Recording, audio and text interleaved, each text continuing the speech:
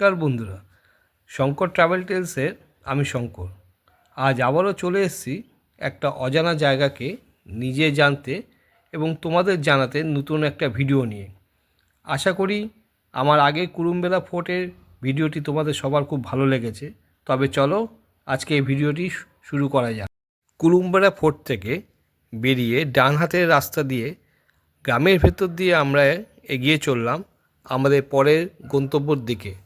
আজকের গন্তব্য আমাদের দুটি স্থান, এক হচ্ছে মুঘলমারি বৌদ্ধবিহার আর দ্বিতীয় নম্বর হচ্ছে জঙ্গলকন্যা সেতু।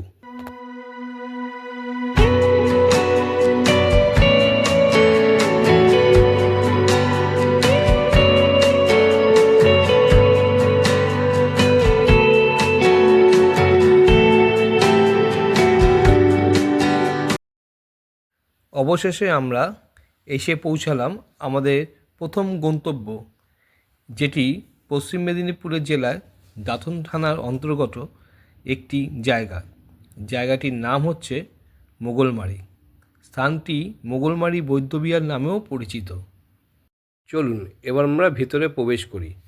ভেতরে প্রবেশ করার আগে দেওয়ালে দেখা যাচ্ছে পরিদর্শনের সময় আর পরিদর্শনের নিয়মাবলী। আপনারা আমার ভিডিওতে ওটা দেখে নেবেন। এই যে সামনে উঁচু ঢিপি জায়গাটি দেখা যাচ্ছে, সেটি একটি সখীসেনা ঢিপি নামে আগে পরিচিত ছিল। 1999 খ্রিস্টাব্দে পশ্চিম মেদিনীপুর জেলার ঐতিহাসিক দাঁতন এলাকাতে আসেন কলকাতা বিশ্ববিদ্যালয় প্রত্নতত্ত্ব বিভাগে অধ্যাপক অশোক দত্ত। অশোক দত্ত সিদ্ধান্ত নিয়েছিলেন মোগলমারির সখীসেনা ঢিপিতে প্রত্নতাত্ত্বিক খনন কাজ শুরু করবার জন্য।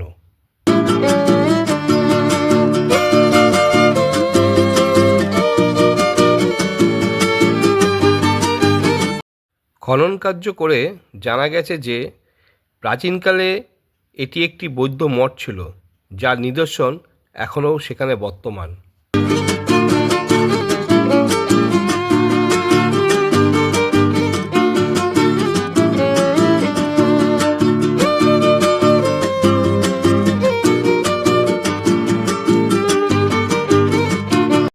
এখানে প্রথম খনন কার্য শুরু হয় 2003-04 সালে এবং এটি ধাপে ধাপে করতে করতে 9টি পর্যায়ে খনন কার্য শুরু হয় এবং 2015-16 সালে শেষ খনন কার্য হয় এবং খনন কার্য হওয়ার পরে যেসব নিদর্শন পাওয়া গেছে তা এখানকার মিউজিয়ামে রাখা আছে। এই হলো সেই মিউজিয়ামের ভেতরটা।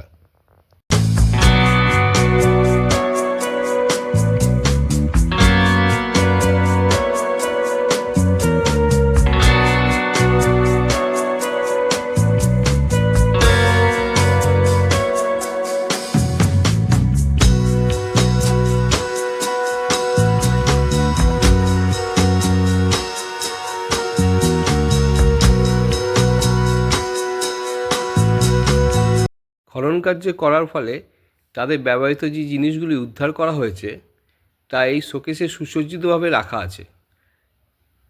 এই সুসজ্জিতভাবে রাখার জিনিসগুলি হচ্ছে পোড়ামাটির লিপি, পোড়ামাটির প্রদীপ এবং আরও অনেক কিছু, যা আপনারা দেখতে পাবেন এবং আসলে আরও অনেক কিছুই দেখতে পারবেন।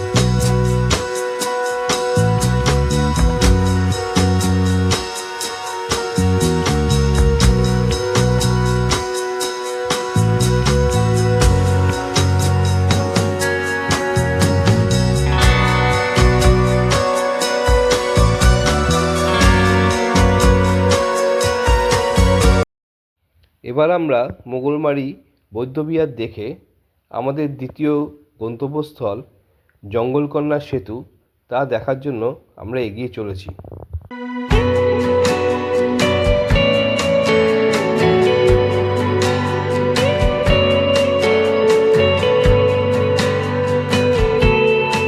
অবশেষে আমরা জঙ্গলকন্যায় সেতু এসে পৌঁছলাম। এই জঙ্গলকন্যা সেতুটি ঝাড়গ্রাম জেলার নয়াগ্রামে অবস্থিত।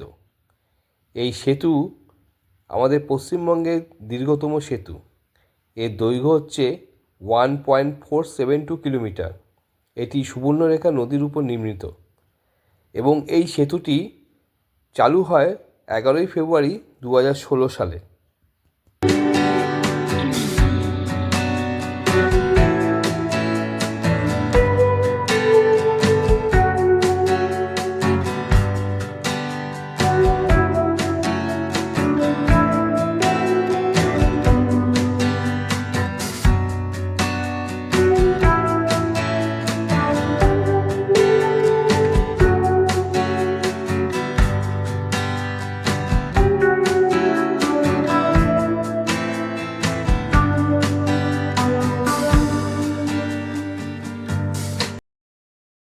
সেতুটির শেষ প্রান্তে বাঁদিকে একটি রাস্তা আছে। সেই রাস্তা দিয়ে নেমে গেলে সুবর্ণরেখা নদীর তীরে এসে আমরা পৌঁছালাম এবং এখানে অনেকে পিকনিক করতেও আসে। এখানে সবাই তখন পিকনিকও করছিল।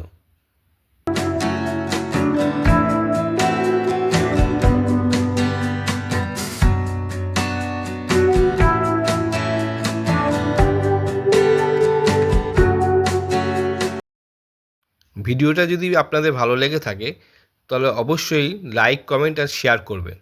আর আমার চ্যানেলে যদি কেউ নতুন এসে থাকেন অবশ্যই সাবস্ক্রাইব করবেন আর আমাকে একটু সাপোর্ট করবেন। তার সাথে বেল আইকন বোতামটি অবশ্যই চাপ দেবেন, যাতে আমি পরে ভিডিওটি ছাড়লে আপনারা অতি অবশ্যই প্রথমেই যেন নোটিফিকেশনটা পেতে পারেন।